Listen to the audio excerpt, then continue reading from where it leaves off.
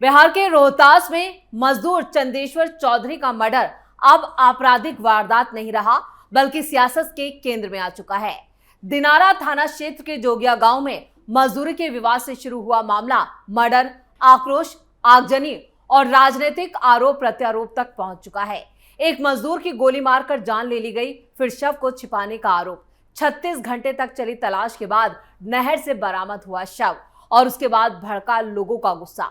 इस पूरी घटना ने बिहार की कानून व्यवस्था पर एक बार फिर बड़े सवाल खड़े कर दिए हैं। पुलिस ने तेजी दिखाते हुए मुख्य आरोपी अजीत तिवारी और उसके बेटे चिंगारी तिवारी को गिरफ्तार तो कर लिया, लेकिन मामला फिलहाल शांत होता हुआ नजर नहीं आ रहा। लेकिन विपक्ष ने इस मामले को सरकार के खिलाफ बड़ा मुद्दा बनाने की साजिश रची है। नेता प्रतिपक्ष तेजस्वी यादव ने बिहार में बढ़ते अपराध का आरोप लगाते हुए सरकार पर निशाना साधा और आज रोहतास पहुंचकर पीड़ित परिवार से मुलाकात करने वाले हैं। तो आखिर जोगिया गांव में उस रात क्या हुआ था?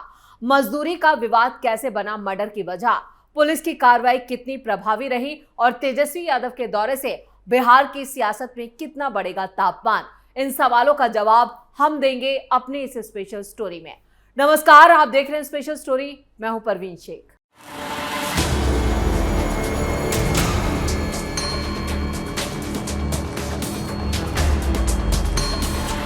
रोहतास के दिनारा में मजदूर चंदेश्वर चौधरी का मामला अब राजनीतिक मुद्दा बन चुका है। तेजस्वी यादव ने इस मामले को बिहार की कानून व्यवस्था से जोड़ते हुए सरकार पर निशाना साधा। तेजस्वी यादव ने कहा कि बिहार में लगातार अपराध बढ़ रहा है और अपराधियों का बोलबाला है। आज वो रोहतास में पीड़ित परिवार से मुलाकात करने वाले हैं। तेजस्वी ने इसको लेकर एक और बड़ा बयान दिया। उन्होंने कहा, बिहार में लगातार अपराध बढ़ रहा है। उन्होंने डीजीपी से भी इस मुद्दे पर बात की है और बिहार की छवि ऐसी बनाई जा रही है जैसे यहाँ पुलिस स्टेट हो। बिहार जेपी कर्पूरी ठाकुर और लालू प्रसाद यादव की धरती है। मजदूरी मांगने गए एक मजदूर की गोली मारकर जान ले ली गई। वैसे तेजस्वी यादव अपनी खोई हुई सियासी जमीन को तलाशने के लिए अब कानून व्यवस्था को ढाल बना रहे हैं, जहां वो अब रोहतास के दिनारा जोगिया गांव में मजदूर के मर्डर को सियासी रंग देने में जुट चुके हैं। मृतक चंदेश्वर चौधरी के परिजनों से मुलाकात कर तेजस्वी यादव बीजेपी को घेरने की तैयारी में है। बिहार की कानून व्यवस्था जितनी आरजेडी के शासनकाल में खराब थी, शायद वो इसका जिक्र क्यों नहीं करते और वो भूल चुके हैं। मजदूर के मर्डर को लेकर राज्य सरकार पर हमला बोलने वाले तेजस्वी अपने ही लिए अब मुसीबत मोल ले रहे हैं। उनकी पार्टी में पहले ही भगदड़ मची है, संगठन बिखर चुका है, विपक्षी भूमिका वो निभा नहीं पा रहे हैं। वहीं बांकीपुर में आरजेडी की शर्मनाक हार पहले ही उनके मुंह पर जोरदार तमाचा लगा चुकी है।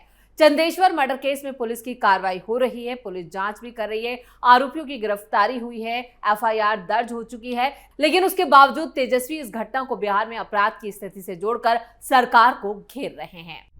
अजीत तिवारी की यहाँ चरवाही करते थे चंदेश्वर और उनका बेटा। दिनारा थाना क्षेत्र के भोई पंचायत की जोगिया गांव के रहने वाले चंदेश्वर चौधरी और उनके बेटे दीपक चौधरी पहले अजीत तिवारी की यहाँ चरवाही का काम करते थे। बताया गया कि बाद में दीपक ने वहां काम छोड़ दिया और गांव के ही दूसरे शख्स के यहाँ मजदूरी करने लगे, जिसके बाद दोनों पक्षों के बीच मजदूरी के हिसाब किताब को लेकर विवाद बढ़ गया। मृतक के बेटे का दावा है कि उसके पिता की करीब 50 से 60 हजार रुपए की मजदूरी बकाया थी, जबकि दूसरे पक्ष की तरफ से मजदूरी के बकाये को लेकर अलग दावा किया गया था।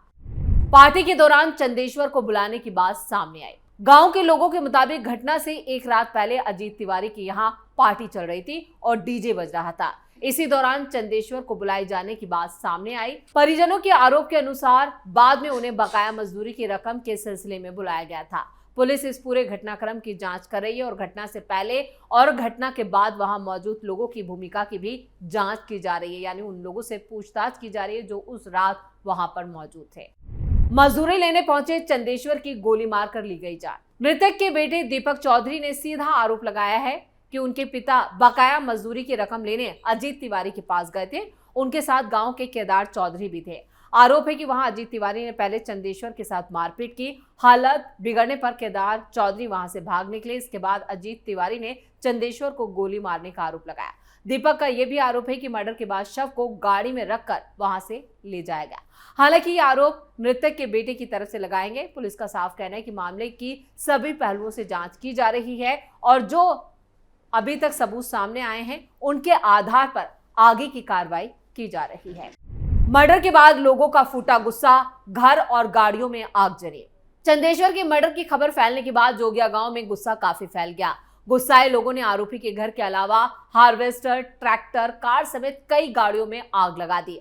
हालात बिगड़ने की जानकारी मिलने पर एसपी रोशन कुमार समेत कई बड़े पुलिस अधिकारी भारी पुलिस बल के साथ मौके पर पहुंचे और हालात को कंट्रोल करने की कोशिश की गई, जिसके बाद गांव में सुरक्षा व्यवस्था कड़ी कर दी गई और पुलिस बल की तैनाती की गई। घटना के बाद पुलिस ने आरोपियों की गिरफ्तारी के लिए अभियान छेड़ दिया। एसपी रोशन कुमार के मुताबिक घटना के करीब 4 घंटे के भीतर ही मुख्य आरोपी अजीत तिवारी और उसके बेटे चिंगारी तिवारी को उत्तर प्रदेश के गाजीपुर से गिरफ्तार कर लिया गया। दोनों को दिनारा थाने लाकर पूछताछ की गई। एफआईआर में नामजद दूसरे आरोपियों की गिरफ्तारी के लिए पुलिस भी उनके ठिकानों पर छापेमारी कर रही है। 36 घंटे बाद नहर से मिला चंदेश्वर का शव। घटना के बाद चंदेश्वर का शव बरामद नहीं होने से पुलिस के सामने बड़ी चुनौती थी। करीब 36 घंटे बाद मुख्य आरोपी अजीत तिवारी की निशानदेही पर सुरतापुर गांव के पास नहर में शव की तलाश शुरू की गई। एसपी के आदेश पर पहले नहर में पानी कम कराया गया और उसके बाद स्थानीय गोताखोरों और एसडीआरएफ की टीम ने सर्च ऑपरेशन चलाया। गुरुवार सुबह ही करीब 10 बजे कड़ी मशक्कत के बाद चंदेश्वर चौधरी का शव नहर से बरामद कर लिया गया। पुलिस ने शव को कब्जे में लेकर पोस्टमार्टम और दूसरी कानूनी प्रक्रिया पूरी की।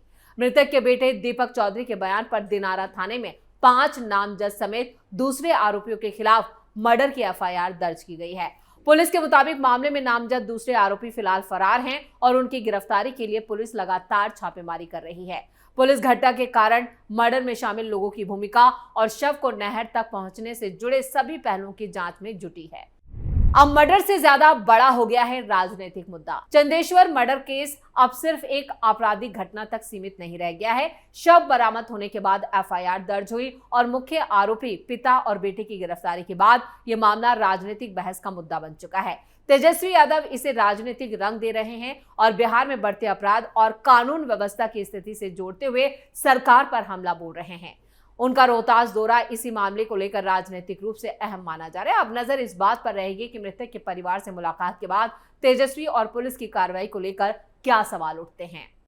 अपने नेताओं के निशाने पर तेजस्वी यादव। बिहार की सियासत में कानून व्यवस्था एक बार फिर बड़ा मुद्दा बन चुका है।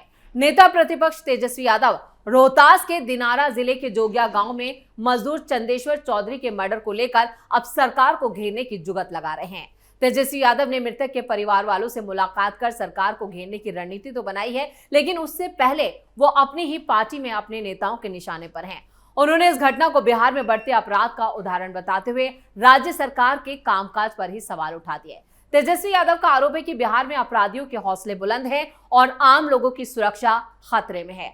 मजदूर मर्डर केस जैसे मामलों को लेकर उन्होंने सरकार से जवाब मांगा है।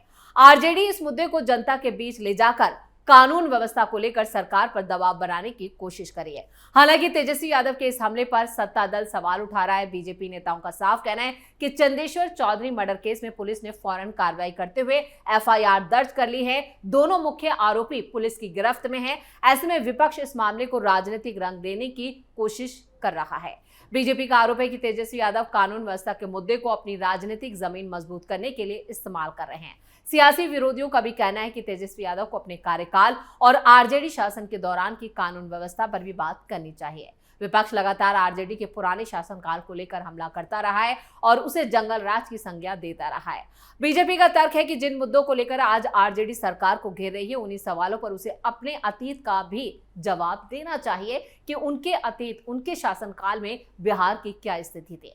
दरअसल बिहार में आने वाले समय को देखते हुए राजनीतिक दल अपनी अपनी रणनीति बनाने में जुटे हैं। तेजस्वी यादव के सामने सबसे बड़ी चुनौती अपनी पार्टी को मजबूत करना और कार्यकर्ताओं में भरोसा बनाए रखना है। आरजेडी के अंदर लगातार उठ रहे विद्रोह और संगठन से जुड़े सवालों के बीच तेजस्वी के लिए विपक्ष की भूमिका को मजबूती से निभाना आसान नहीं है।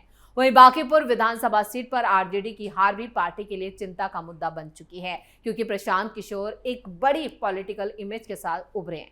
विरोधी दल इसे तेजस्वी की राजनीतिक पकड़ पर सवाल के तौर पर पेश कर रहे हैं। बीजेपी का दावा है कि जनता ने आरजेडी की राजनीति को पूरी तरह से नकार दिया है, जबकि आरजेडी इसे स्थानीय समीकरणों और चुनावी परिस्थितियों से जोड़कर देखती है।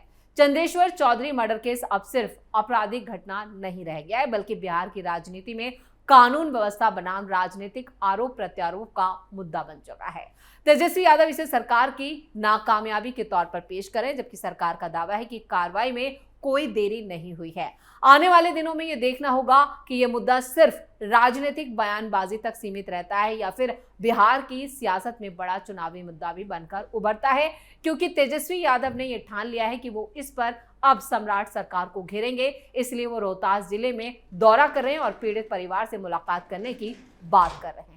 इसी के साथ स्पेशल स्टोरी में इतना ही। वीडियो कैसा लगा कमेंट करके अपनी राय जरूर दें। वीडियो को लाइक करें, शेयर करें और कैपिटल टीवी को सब्सक्राइब जरूर करें। धन्यवाद।